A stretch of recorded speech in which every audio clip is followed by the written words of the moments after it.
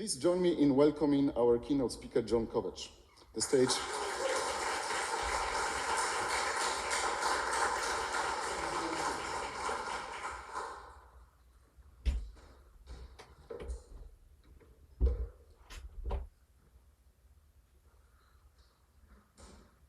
Fantastic. Well, thank you, everybody. As you can see from the title here, Spirituality and 1970s Progressive Rock, Critiques, Alternatives, and Fantasies.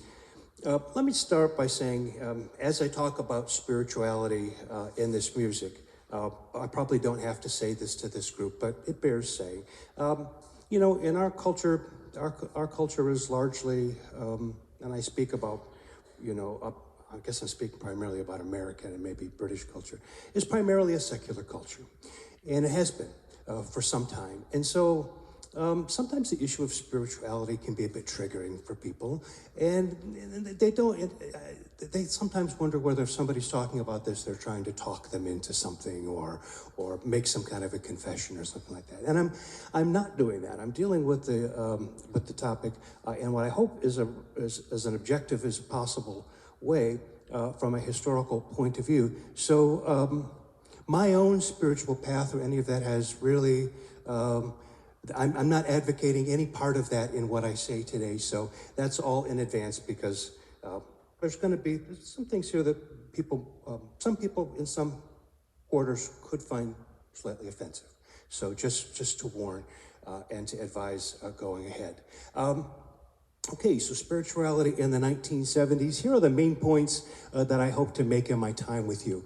Prague in the 1970s tended to adhere strongly to what I'll call the hippie aesthetic, an extension of authenticity. I'll discuss those in more detail in just a minute. Spirituality was an important element in the counterculture's challenge to traditional culture. And by counterculture, I mean that counterculture that arose, at least in my in my experience and my scholarship, in Britain and the U.S. starting in about the mid-1960s, maybe 1966, 65, 66 in San Francisco, London. So spirituality was an important part of that. Prog lyrics often engage serious topics, of which spirituality is not the only one, but it is definitely one of those. So what I'd like to do is take a sample of lyrics to well-known prog tracks by Jethro, Tull, Genesis, and Yes, to represent different approaches to addressing this big idea of spirituality. I've chosen pieces that should be familiar to all of you in this room, and I hope that will allow me then to speak very quickly through them without having to play a ton of examples. You already know the pieces, so I'll just put my spin and my context on it. I'll talk about Ian Anderson, the album Aqualung, the lyrics to that, and I think we all know that that's largely a critique of institutional Christianity. And it's very specific about that. So it would be hard for somebody to say, oh no, that's not really what he means. What he means is something else. It's pretty obvious. It's very, very specific. Peter Gabriel's lyrics to Supper's Ready embrace fantasy, making both general and specific, that should be references to Christianity. And so while you can read it the way that I'm going to read it in terms of Christianity and the apocalypse, and I think Sarah reads that part of it the same way, there are other places where the lyrics are ambiguous, and you could take it one way or another as either being about a sort of a general philosophical idea or something inside of the beliefs of Christianity. And then Yes lyrics, and by Yes lyrics I'm going to mean mostly, which I consider to be mostly by John Anderson, although Steve Howe has made a big point in, especially in recent years, of saying, you know, I wrote some of those lyrics too. I think we mostly associate at least the spiritual aspects of these of these Yes lyrics with John Anderson, and all you've really got to do is look at Steve Howe's solo lyrics from the 1970s and Chris Squire's solo lyrics from the 70s to see that they're nothing like the kinds of things that I'm going to be pointing out in these songs. And so what I say is that the Yes lyrics make very few specific references to any specific religion, but rather resonate within the context of counterculture alternatives to institutional religion. So you see, I've laid them out so that the first one, the Jethro Tull, is very specific. The Peter Gabriel is still specific, but sometimes not specific. And the John Anderson one is going to be shown to be not particularly specific to any particular religion or spiritual path. So let's build a little bit of context around this. The first one is this idea that I've called in my textbook and some of my articles, from craft to art. And when I talk about that, I mean to identify this movement that happened as rock musician shifts from the craftsperson model to the artist model. And what I mean by that is all through popular music up through about the mid-1960s, the basic model was that there's one person or one pair of people, a group of people who write the songs, and performers perform the songs. And mostly the performers don't write their own songs. It's not expected. Nobody thought that Elvis Presley was inauthentic or Frank Sinatra or Bing Crosby were inauthentic because they didn't write their own material. There was no sense that we expected that any of the things that they sang about in their songs were things that actually happened to them or reflections of their own experience or their own philosophy of life or any of that kind of thing. It was very much divided between the song and the performer. Of course, that begins to change. As we get into, so what I say about that particular bullet point is, as rock musicians shift from craft person toward artist in that change, they begin to avoid formulas, mostly. There are certainly plenty of formulas, formal types, that come back again and again. But what they favor are things that demonstrate originality and innovation.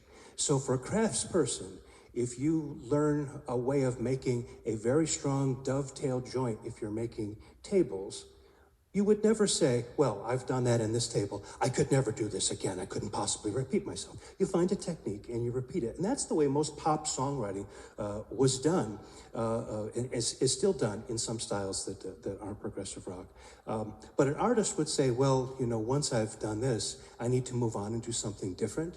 The worst thing you can say about an artist is they just record the same song or just write the same song over and over again, just write the same album over and over again. It shows no originality, no innovation, none of that kind of thing. And so the trajectory is from the craft model to the art model. Historically, how does that happen? Well, in the 50s already you see Chuck Berry and Buddy Holly, people like that writing their own songs, but they're more the exception than the rule, although they become the models for people like Dylan and Lennon and McCartney, and then later Jagger and Richards. But really it is when you get into the 60s, Bob Dylan, an important figure everybody knows. Of course, Lennon and McCartney writing their own music. Brian Wilson of the Beach Boys sometimes doesn't get as much credit as he should when we're talking about this particular context, but he's very, very important in that way. And of course, Jagger and Richards eventually write their own songs when they see that's where the publishing money is. So another aspect of authenticity is musicians play on their own records. So we have these well-known studio bands, the Wrecking Crew, the Funk Brothers, and when people would go to Wikipedia or someplace and they're talking about the Wrecking Crew and they say, you know, members of the Wrecking Crew have played on hundreds of singles you didn't even know. Why?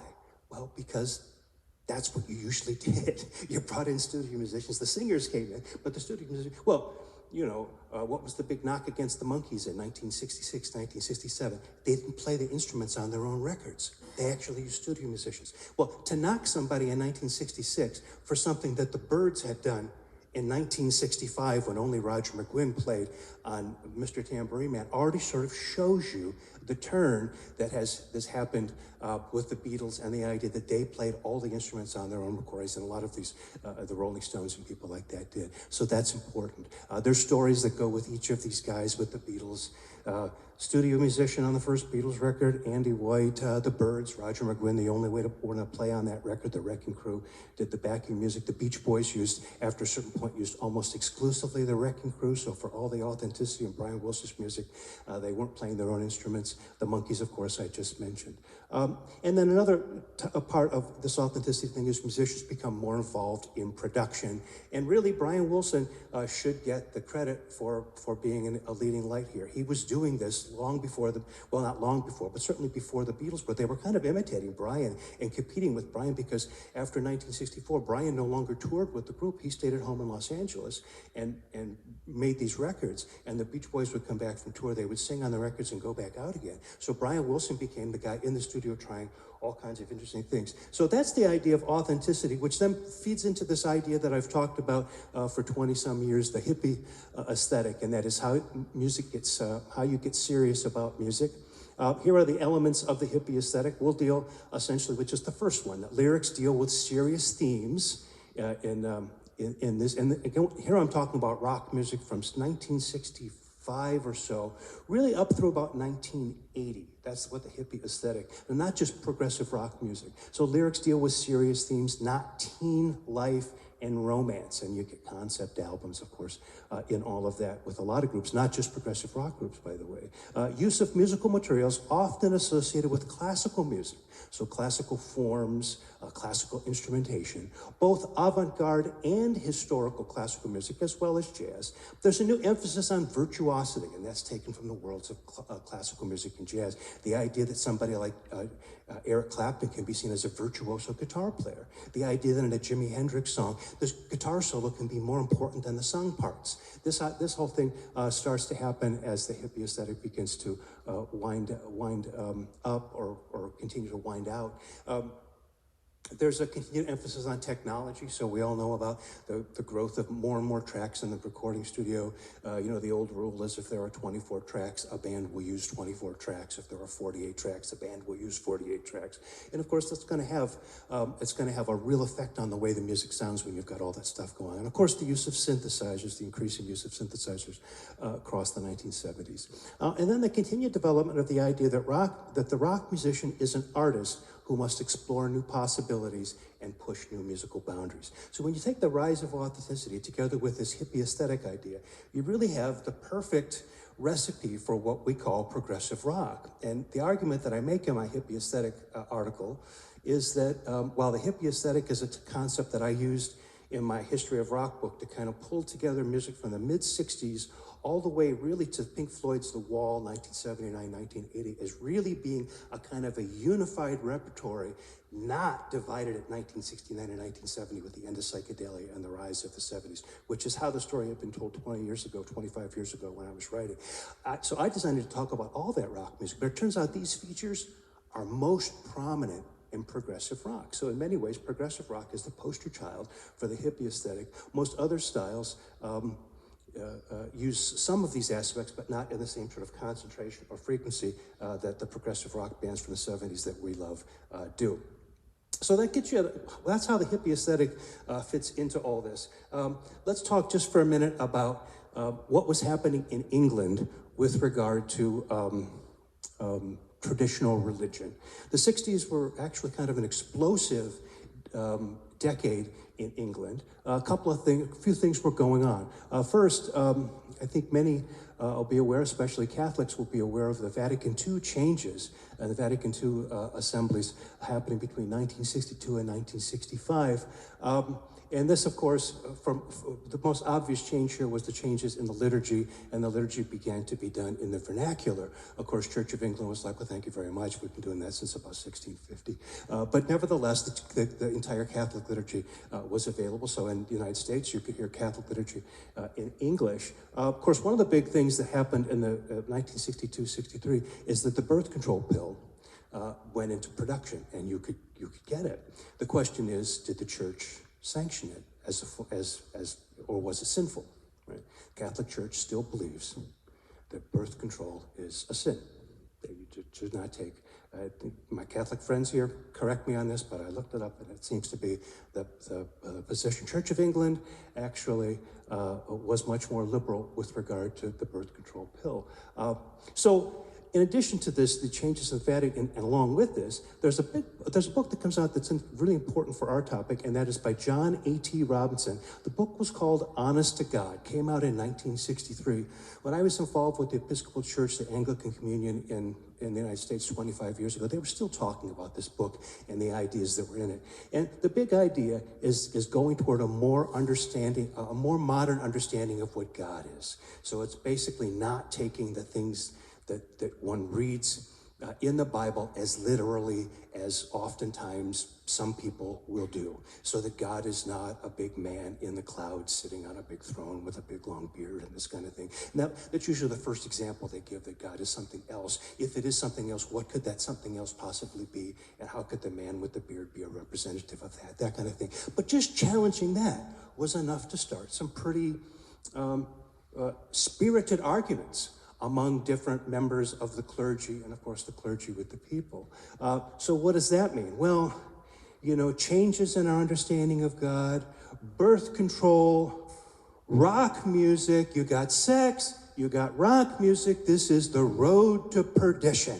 So who could, you know, parents are thinking these kids should not be listening to this pop music. They got the birth control pill and all this kind of thing. They're going to think they can just go, you know, have all kinds of premarital sex and at least nothing but trouble and everybody's going to hell. And so along comes John Lennon in 1966, and in an offhand way, he should have known better, but John Lennon seems never to have known better. He said, well, you know, if there were a church service going on one side of the street and a Beatles concert going on the other side of the street, more kids would be going to the Beatles concert than they would be going to the church service. In many ways, the Beatles are bigger than Jesus, or something along those lines, you know. And he really meant it in the context of this, like, popular music versus religion and changes and things like that. And in England, it wasn't a big story, but in the United States, it was a scandal with, you know, having Beatles albums burned in fires and things like this. And so this situation sets up what we're going to talk about in the 70s. There's already a lot of talk about religion and rethinking religion and engaging it in sort of creative kinds of ways. And this happens in rock music. Of course, the Beatles doing that, we tend to think primarily through George Harrison's music, but actually when you check each particular point of engaging rock music and the Beatles music, it turns out John Lennon gets there first. Almost every instance of thing you could think about. Indian instrumental song. Oh, that's Norwegian wood. Isn't that a John song? In fact, it is. The first idea of like grand spirituality. We'll take the word, right? That's another John Lennon song. The use of the Tibetan Book of the Dead in Tomorrow Never Knows. George's album on that, the George's song on that album, Love You Too, his lyrics have nothing to do with spirituality. It's more of the sort of angry materialism thing. And so, you know, John sort of gets there first, but then George sort of takes it and goes with it big time. We all know the album Tommy, mostly written by Pete Townsend, 1969, is basically a critique of guru movements and a critique of hippie spirituality. That is, these hippies seem to want a magic pill to take to give them enlightenment, and it's just never going to be that way. They're just shallow. And what happens in Tommy when he finally tells them what they have to do, which is basically the equivalent of like yogic pranayama and then pratyahara, when they have to, you know, put in the earplugs and the corks and all that kind of thing, they say, we're not going to take it, and they absolutely reject him. We want the spirituality, we want the enlightenment, just so long as it's easy. So that's happening in 1969, and then we get Jesus Christ Superstar in 1970, and I don't know what things were like in Poland and wherever you're from, but in the United States, Jesus Christ Superstar was a very controversial piece, because it's basically told from the story of Judas, the one who betrayed Christ, and it ends without the resurrection. So just give you an idea, because we're going to talk about Ian Anderson's critique. This critique and all this kind of stuff is already happening. Here's a little bit of Judas giving you almost the entire plot or the theme of Jesus Christ Superstar, all in 45 seconds. If you strip away the myth from the man, you will see where we all soon will be. Jesus! You started to believe the things that serve you. You really do believe this talk of God is true. And all the good you've done will soon get swept away. You've begun to matter more than the things you say.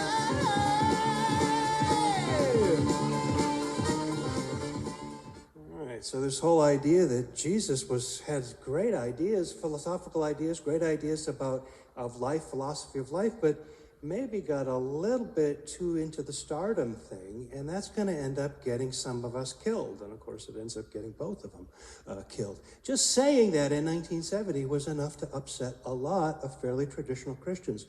Where I grew up, there were Catholics who weren't allowed to that I hung out with, who weren't allowed to listen to their record. Their parents had forbidden it, right? So when Ian Anderson in Aqualung launches his critique of the church, in this case, it's probably the Church of England that is his biggest target, it's not new.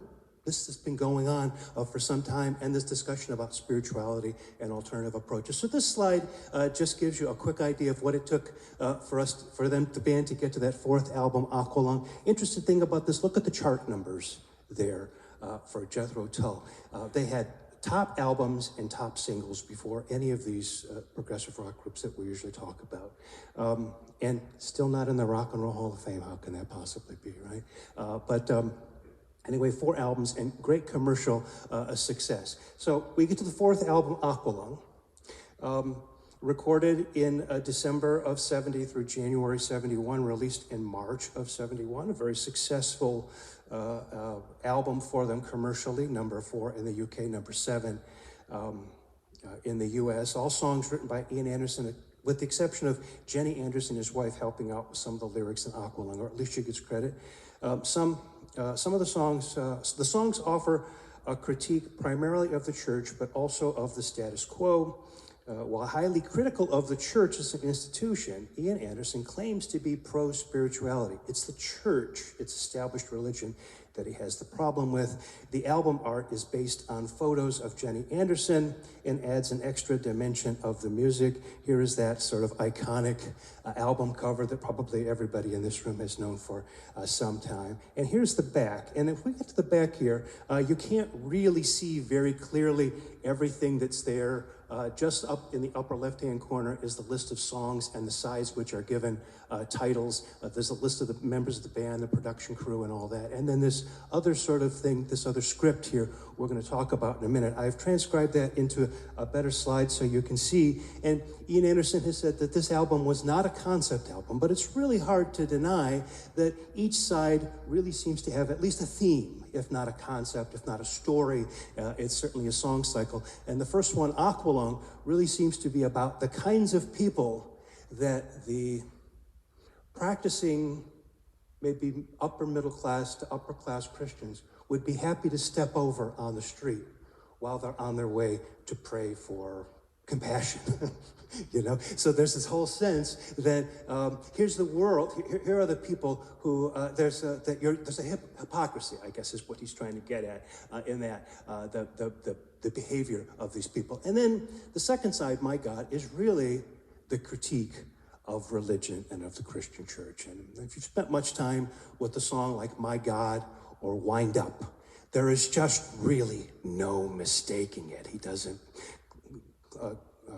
cloak it in clever phrases that have to be decrypted. He just basically says it up front. My God is not the kind of God you have to wind up on Sundays. Well, what else do you need to say?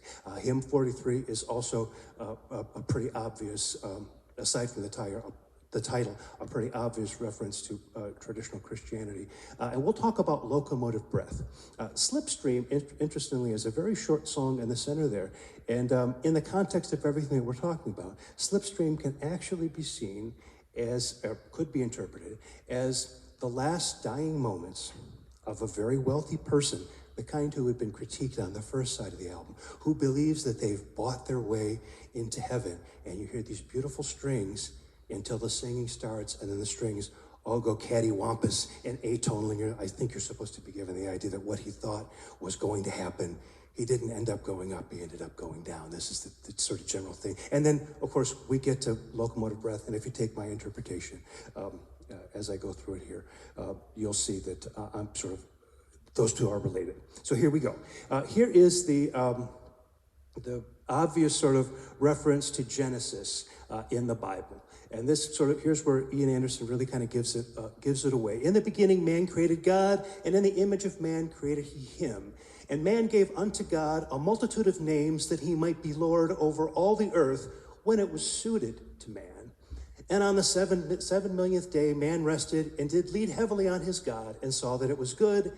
And man formed Aqualung of the dust of the ground and a host of others likened unto his name, most of which I talk about on side 1 of the album. You could add there. And these lesser men did cast into the void, and some were burned, and some were put apart from their kind. And man became the God he had created, with his miracles did rule over all the earth. But as all these things did come to pass, the Spirit, notice the word Spirit, that did cause him to create his God, lived on within all men, even within Aqualung, and man saw it not. But for Christ's sake, he'd better start looking. Right? So he sort of gives the sort of, if there's a concept, it's in this. So here's the song, Locomotive Breath. Alan Moore does a wonderful analysis of this in which he spends a lot of time talking about the train image and the history of songs that use trains and some of the kind of ways in which they're suggestive. But I think there may be something that I can add to what Alan has to say about that. I think the song itself is about not just a train, but it's about, and I think a lot of other authors have pointed that it's about the track of somebody's life, you know, from birth and the events that occur along the way. The shuffling madness of locomotive runs the all-time loser headlong to his death. He feels the piston scraping storm breaking on his brow. That sort of sets it up, but something's out of control. This train is out of control. What makes it out of control? What's the problem with that? He sees his children jumping off at stations one by one. Some of us at a certain age can relate to that as the kids leave the house and go on to their own lives and this kind of thing. He's crawling down the corridor. His woman and his best friend are in bed and having fun. The relationship, the marriage breaks up, you know, divorce, these kinds of things that happen. He's crawling down the corridor on his hands and knees. Old Charlie stole the handle, and the train, it won't stop going. No way to slow down. Here's how the last verse goes.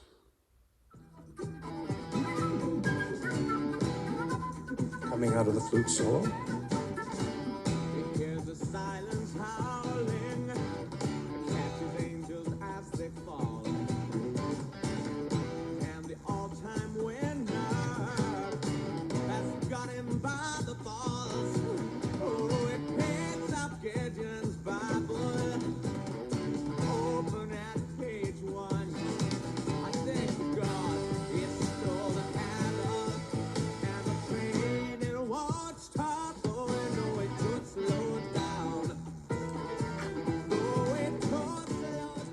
And here's where these lyrics tie into the album art.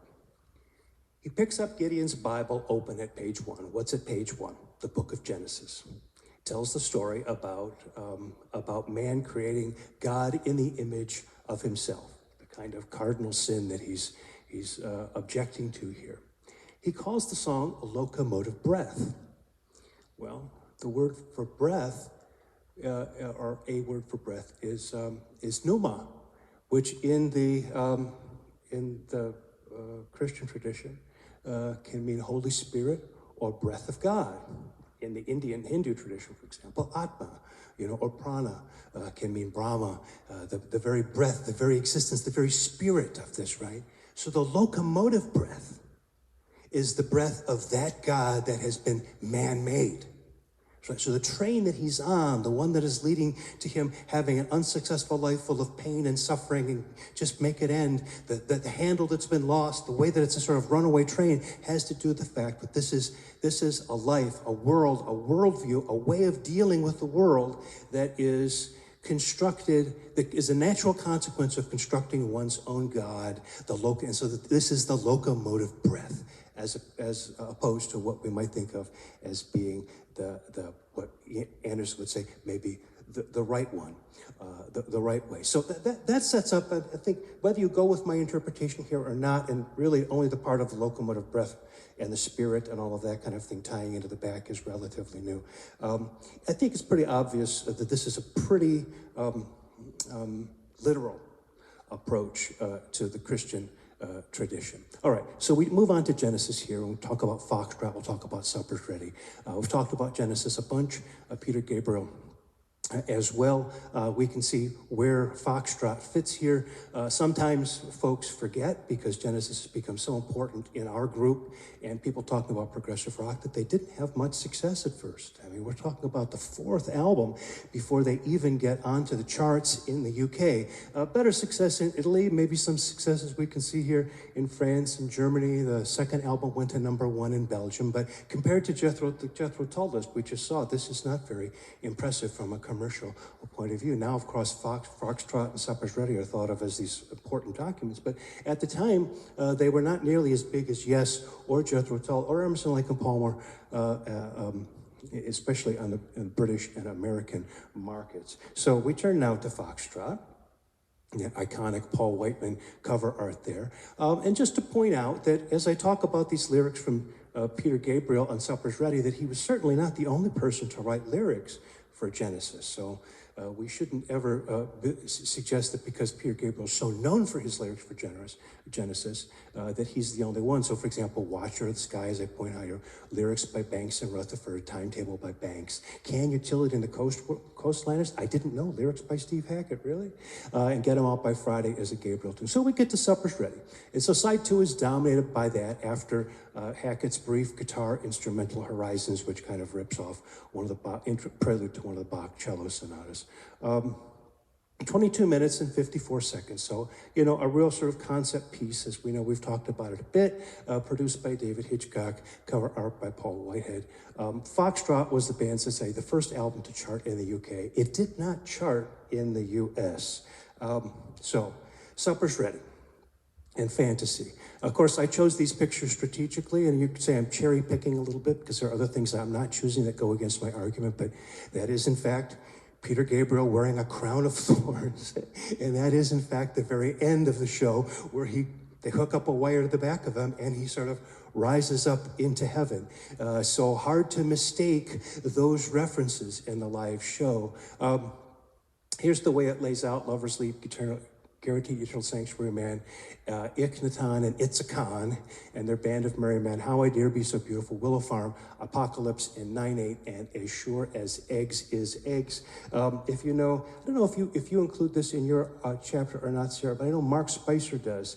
He tracked down the original program notes that were distributed on, you know, mimeograph sheets at the concerts back in the day, and Peter Gabriel gives a description of what each section is like. Some of it is about, I'm going to give my own interpretation of how I think this unfolds, but you can see that there's an element of Supper's Ready and all of Peter Gabriel's work that embraces humor. You know, we think of it as all being so serious all the time, but he and Phil Collins especially sort of loved the idea that they were just kind of having fun with a lot of these ideas. So you can see as you sort of browse what's on there, the sort of sense of humor there. And so that's the first 4 movements, and here's the last 4 movements. I do want to draw your attention to 2 things here. In number 5, he says, climbing out of the pool, they are once again in a different existence. These are the two lovers from the beginning of the story. They're right in the middle of a myriad of bright colors filled with all manner of objects, plants, animals, and humans. Life flows freely and everything is mindlessly busy. At random, a whistle blows and every single thing is instantly changed into another.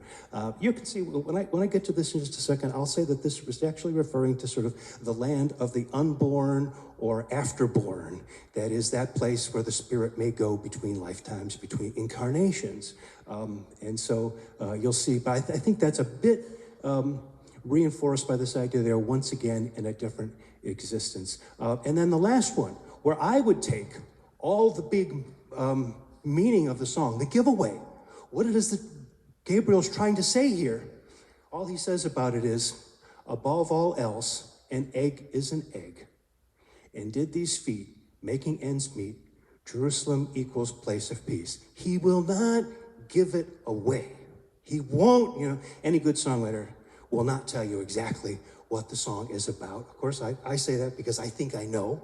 You can decide whether you think I know too as we go. So when they would do this live, I don't know how many of you are aware of this. You've probably seen it on YouTube. It's in the Genesis archive box. But he would give this prelude, these talks that Gabriel used to give before the songs developed out of the fact that it took them a while to tune all those 12 strings.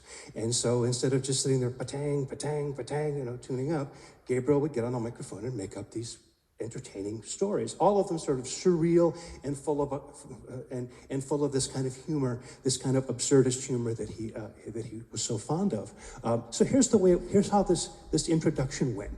Old Michael went past the pet shop, which was never open, into the park, which was never closed, and the park was full of very smooth, clean green grass. So he took off all his clothes and began rubbing his flesh into the wet, clean green grass. He accompanied himself with a little tune. It went like this, and then he would scat a little tune out. Beneath the ground, The dirty brown writhing things called worms interpreted the pitter-patter from above as rainfall. Rainfall in worm world means two things, mating and bath time. Both of these experiences were thoroughly enjoyable to the worm colony. Within seconds, the entire surface of the park was a mass of dirty, brown, soggy, writhing forms. He was so pleased, old Michael, and he began whistling a tune, this time to accompany himself. And then Gabriel sings the Jerusalem hymn tune. Jerusalem boogie to us, perhaps, but to the birds, it meant that supper was ready. So I think he's interested in two kinds of things here. He says sex and the body. The idea that, just think of it. Old Michael is like, what is he doing? Masturbating into the grass? The pitter-patter from above? The sound of fluid dropping? That's kind of what he's telling you is going on. And these worms are like, oh, well, this means either bath time, think of that, bath time, or mating. Oh, so then the worms are all up, and the old Michael is like, whatever he's doing, rubbing himself into the ground, and the worms are all mating on the floor of this park, and the birds are like, oh, time to eat, and they come down and eat the birds. They come down and eat the worms. So this idea of consumption, sexuality, all this kind of thing, and a song called Supper's Ready, how do we make sense of that? Well, how will I make sense of it? So here's the way I see the story unfolding. Again, Sarah, you can tell me how close this comes to what you've got. Lover's Leap is a pair of lovers who are drawn into love's embrace. Hey, babe, your supper's waiting for you.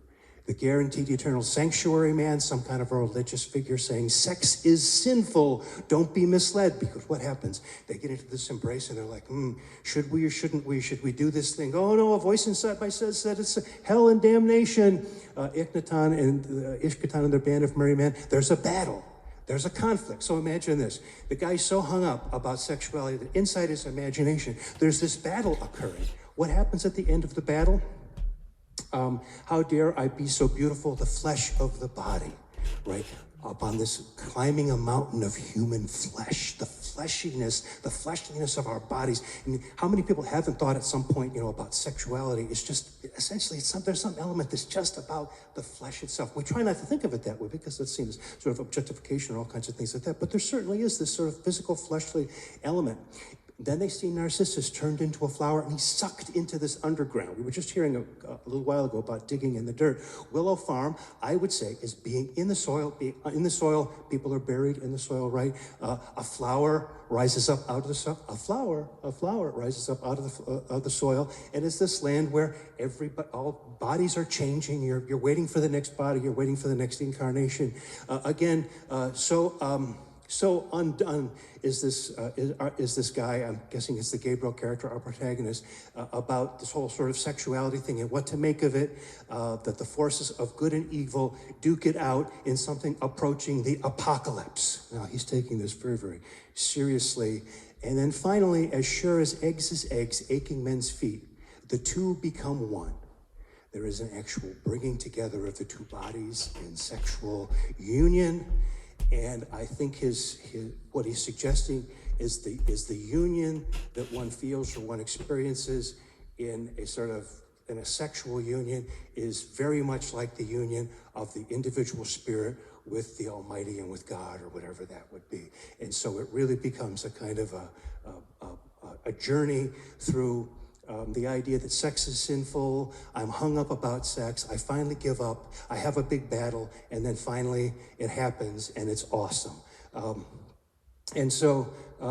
These are the things that I've just sort of talked about with regard to this, that what I call a cluster of associations. You can see that I kind of think, there are two biblical ways that you can think of supper's ready. The first is that it's the Eucharist. Talk about that in a minute. And the second is a quote from the book of Revelations, which has to do with eating flesh. Body. He's interested in the body, watching the chaos the battle has left. We climb up the mountain of human flesh. Sex, hand in hand, gland in gland, right? What could that possibly mean? Also see the spoken introduction, which I just read to you. Rebirth, they're going to change you into a human being. All change. Feel your body melt. I mean, again, I'm cherry picking these things out, but in the program notes as well, there's this idea that whatever's happening there, maybe it's not reincarnation, but it's something close to that. God, we'll talk about the paraphrase of the Revelations 19:17 through 18. Transformation, transubstantiation, supper's ready. Supper's ready, the Last Supper, the Eucharist. You know, we'll look at a quotation from that. In union, bliss, salvation. There are so many lines that we'll listen to in just a minute. But like the river joins the ocean. Okay, now that happens in a lot of literature. My own background in Vedanta, it is a favorite way of expressing how the soul dissolves into the ultimate Brahman, is that the river dissolves into the ocean. It's not that it's not there, but it's not the individual river anymore either. It is water. It was always water. The river was an illusion. It's the unification. And so he uses that line. I'm sure, maybe it's, for him, it's not coming from Vedanta. I mean, you find other sources. Maybe, Sarah, you've mentioned this as well. So where I want to take you in the song, since I think that everybody in this room knows it pretty well, is I want to take you to this is section 7. And let me read this, because this is where I think Gabriel sort of lays it all out. He says, and it's, hey, babe, with your guardian eyes so blue. This is a recapitulation of the beginning. He comes back to the very beginning, that moment where they're thinking, where we're supposed to be thinking about sexual intercourse. Do I or don't I? Hey, babe, don't you know our love is true? I've been so far from here, so far from your loving arms. Now I'm back again. And babe, it's gonna work out fine. And that's when it goes into this beautiful crescendo. Can't you feel our souls ignite, shedding ever-changing colors in the darkness of the fading light? Like the river joins the ocean and the germ into a seed grows below farm, we've finally been freed to get back home.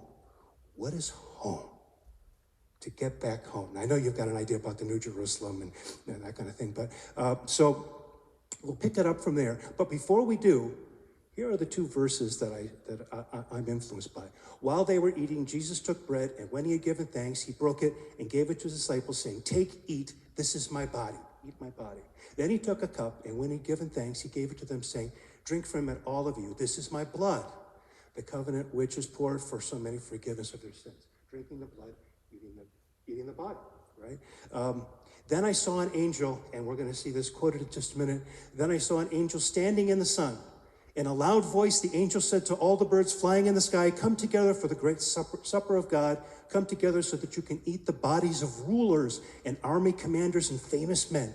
Come to eat the bodies of the horses and their riders and the bodies of all people, free, slave, small, and great.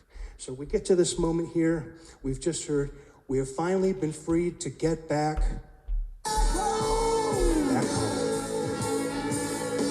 And here's the quotation. There's an angel standing in the sun.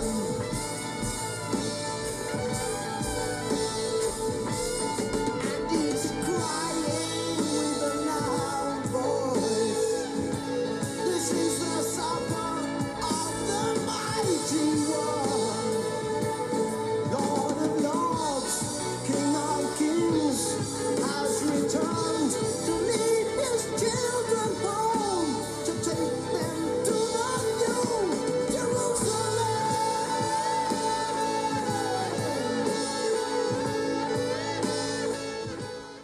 So if you ask me, John, what in one sentence, could you tell me what your interpretation of supper's ready is?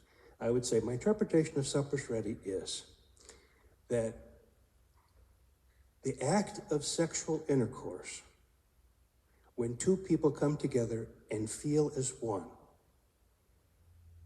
they feel like they've merged into one another, is very like the experience when the soul leaves the body and merges with whatever that one is that you believe is beyond it. That's the New Jerusalem. That's the idea of the river joins the ocean, and that's the idea. What stands in the way of an understanding that? Why did you need 22 minutes to figure out? Because we're so hung up about the body. the fleshliness of the body. And this is the case in so many religious traditions. But anyway, I don't need to go on about that. Let's bring this thing in for a landing and go to our alternative spirituality. There are two figures there. I'll explain to you who those are in a minute. The roots of alternative spirituality, or what we might think of as New Age spirituality or New Thought, reach back hundreds of years in the UK. And I mention the UK because all of these artists are British.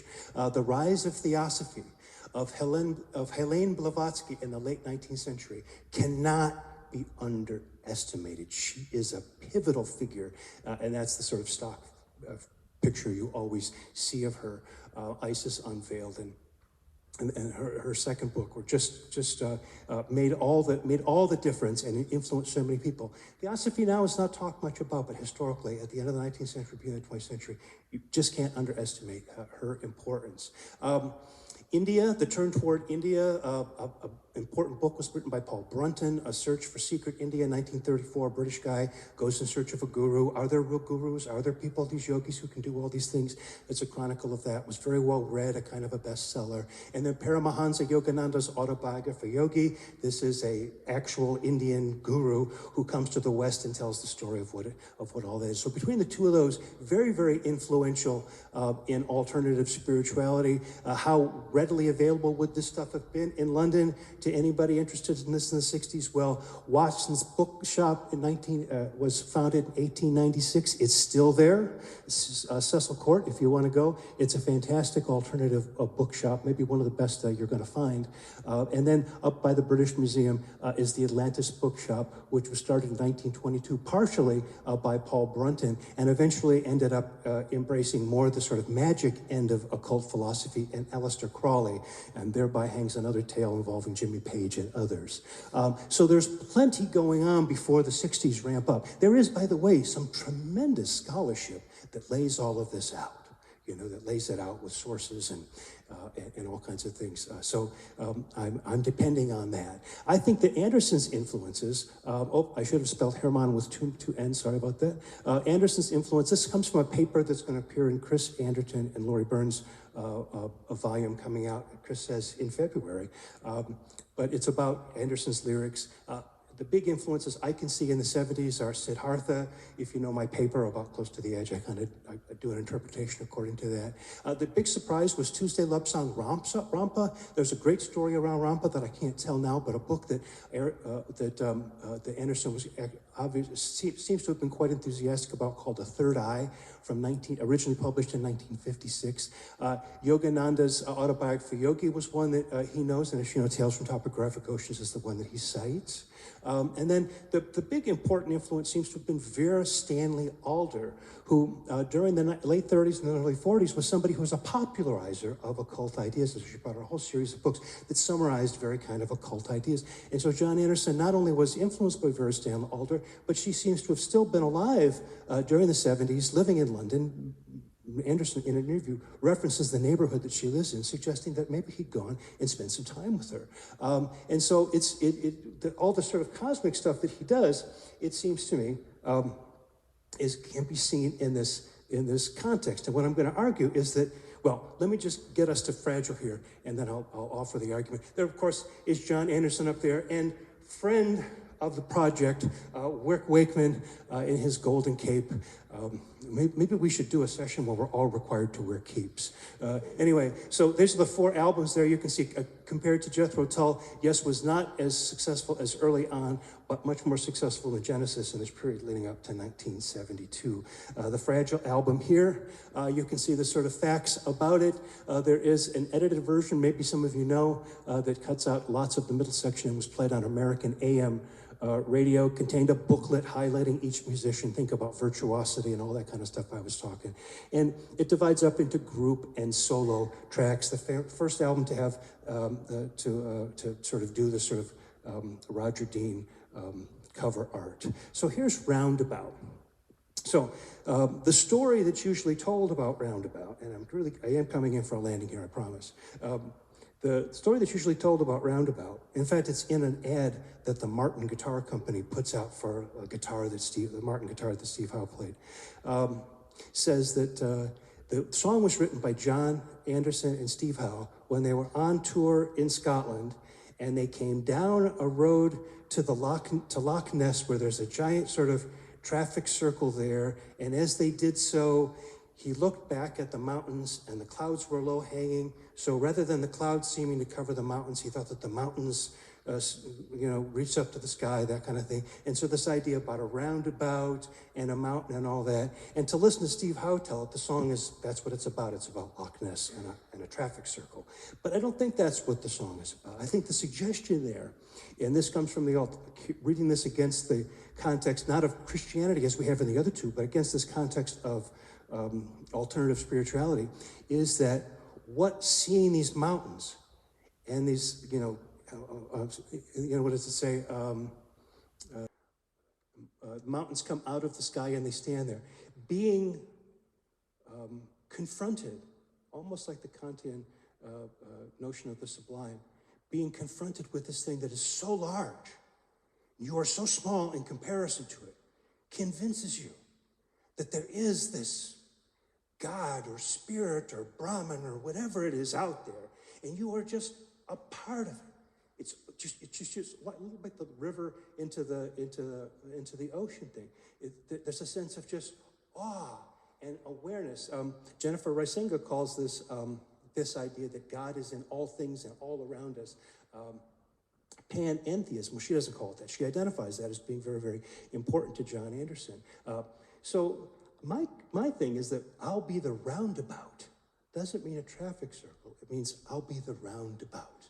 Everything that is round about me. I am all that is. I mean, again, this is a very Advaita Vedanta sort of the idea that I am all that is out there. I am this, but I am all of that, and it's undivided. It is all just one kind of thing. So I think the place, you don't really get that from, in and around the lake, 1 mile over, we'll be there and we'll see you. 10 True Summers, we'll be there and laughing too. Yeah, I mean, I'm not saying these songs are all about just one thing, but where he really gives it up is in the middle section. Let me read it to you, and then we'll hear that section. Along the drifting cloud, the eagle searching down on the land, catching the swirling wind, the sailor sees the rim of the land. All of these are scenes of the vastness of the earth, the vast space, the vastness of the earth and the smallness of myself. The eagle's dancing wings create as weather spins out of hand. Go closer, hold the land, feel partly no more than grains of sand. So small, it's so big. We stand to lose all time. 1,000 answers by in our hand. Next to your deeper fears, what I'm worrying about today, we stand surrounded by 1,000,000 years. This idea of coming out of yourself, coming into something greater, something bigger. And then he follows that up immediately with, I'll be the roundabout. That's almost saying, that's what I mean by roundabout. Get it? The words will make it out and out. I'll be the roundabout. The words will make you out and out.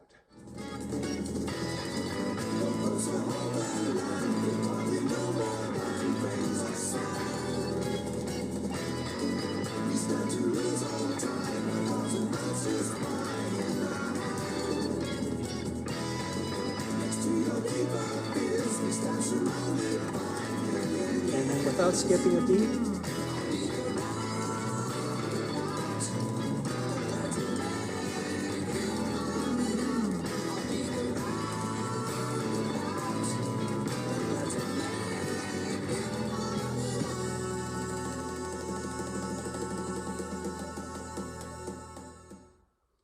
so just to review the main points here, again, as you see here, I'm thinking of this in terms of the hippie aesthetic and the idea that that one of the important things that lyrics should do is that they should deal with big ideas. One of the big ideas was spirituality, but there are a lot of different ways you can engage spirituality. As Ian Anderson does, you can, and as maybe to a certain extent Jesus Christ Superstar does, you can engage it as a kind of a direct critique. Everybody knows what your target is. We know what your position is. You're just basically stating it. As Peter Gabriel does, in a way that it could be interpreted that way, but there could be other interpretations too. I'm sure my interpretation differs from yours, but so it's less specific. If you want to view it from the spirituality angle, you can do so. It's hard to not look at the biblical scripture there, the citations there, and see that present. And then in the case of Anderson, people say, well, those songs never tell a story. What's he talking about? He's not talking about anything in a narrative sense. John Anderson's lyrics are meant to basically touch on various aspects and moments of ideas within this countercultural spirituality. It's like it's not even word painting, because the words do mean something. They just don't add up to a story.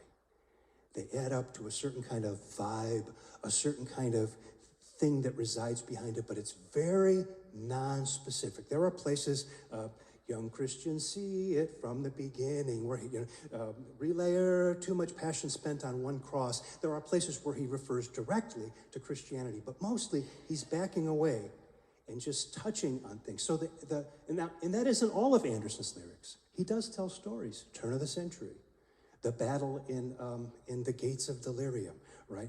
I mean, there are times when he does tell stories. So his lyrics aren't all that way. But the spirituality aspect of it and these kinds of ones is not a word painting, and it's not a narrative. It's just a touching on various kind of things. So anyways, that's my take on how spirituality works its way into 70s rock and roll. Thank you very much for your attention.